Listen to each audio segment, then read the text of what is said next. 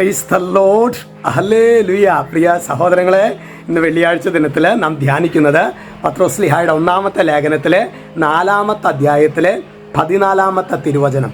വചനം വെളിപ്പെടുത്തുന്നു, ക്രിസ്തുവിൻ്റെ നാമം നിമിത്തം നിന്ദിക്കപ്പെട്ടാൽ നിങ്ങൾ ഭാഗ്യവാന്മാർ.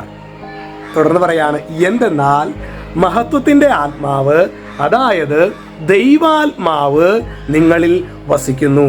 ക്രിസ്തുവിൻ്റെ നാമം നിമിത്തം നിന്ദിക്കപ്പെട്ടാൽ, നമുക്കറിയാം, നമുക്ക് ആരെങ്കിലും നമ്മെ നിന്ദിച്ച് സംസാരിക്കുകയാണെങ്കിൽ നമുക്കതത്ര ഒരു സുഖകരമായ ഒരു യാഥാർത്ഥ്യമല്ല, അല്ലേ? നമുക്കത് ഭയങ്കര വേദനയാണ്. എന്നാൽ പ്രിയ സഹോദരങ്ങളെ, ക്രിസ്തുവിൻ്റെ, നമ്മളുടേതായ കുറവുകളുടെ പേരിലല്ല, ക്രിസ്തുവിൻ്റെ നാമത്തെ പ്രതി ഞാൻ നിന്ദിക്കപ്പെടുകയാണെങ്കിൽ, ഈ ഒരു അവസരത്തിൽ വേണം സഹോദരങ്ങളെ നമ്മളുടെ ആദിമ ക്രിസ്ത്യാനികളെ നോക്കുവാനായിട്ട്.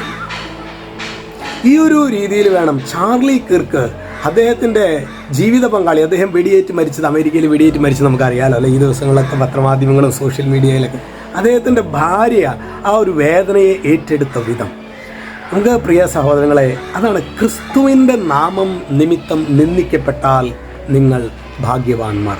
ചിലപ്പോഴെങ്കിലും സഹോദരങ്ങളെ, നമ്മുടെ തൊഴിൽ മേഖലകളിൽ അല്ലെങ്കിൽ നമ്മുടെ കൂട്ടുകാരുടെ ഇടയിൽ ക്രിസ്തുവിനെ തള്ളിപ്പറഞ്ഞ എത്ര അവസരങ്ങൾ നമ്മുടെ ജീവിതത്തിലുണ്ട്. അങ്ങനെ ക്രിസ്തുവിനെ തള്ളിപ്പറഞ്ഞ് നീ എന്താ നേടിയത്?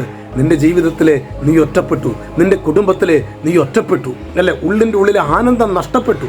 ഒരു പക്ഷേ ക്രിസ്തുവിനെ, പ്രിയ സഹോദരങ്ങളെ, നമ്മൾ വളരെ ശരിക്ക് ഞാനൊരു ക്രിസ്ത്യാനി ആയതിൻ്റെ പേരിൽ, അല്ലെങ്കിൽ ഞാനൊരു ഉത്തമ ക്രിസ്തു ശിഷ്യൻ എന്നതിൻ്റെ പേരിൽ നമ്മൾ അവഹേളിക്കപ്പെടുമ്പോൾ ആ അവഹേളനം സ്വീകരിക്കുവാൻ നീ ഒരുക്കമാണെങ്കിൽ, പ്രിയ മകനെ, മകളെ, സ്വർഗം നിന്നെ അതിൻ്റെ പേരിൽ ഉയർത്തും എന്ന് നിസ്സംശയം പറയാം. അതുകൊണ്ട് ഇത് വളരെ ഗൗരവമായ വിധത്തിൽ ഈ വചനം നാം ധ്യാനിക്കേണ്ടതാണ്.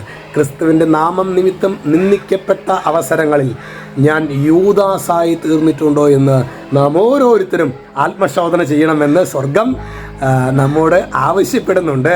ഒരു ആത്മശോധന നടത്താനായിട്ട് നമ്മളെ ക്ഷണിക്കുന്നുണ്ട് ഈ വചനം. അതുകൊണ്ട് 1 പത്രോസ് 4:14 നമുക്ക് ആവർത്തിച്ച് പഠിക്കാനായിട്ട് പരിശ്രമിക്കാം. ഈശോ നമ്മെ അനുഗ്രഹിക്കട്ടെ.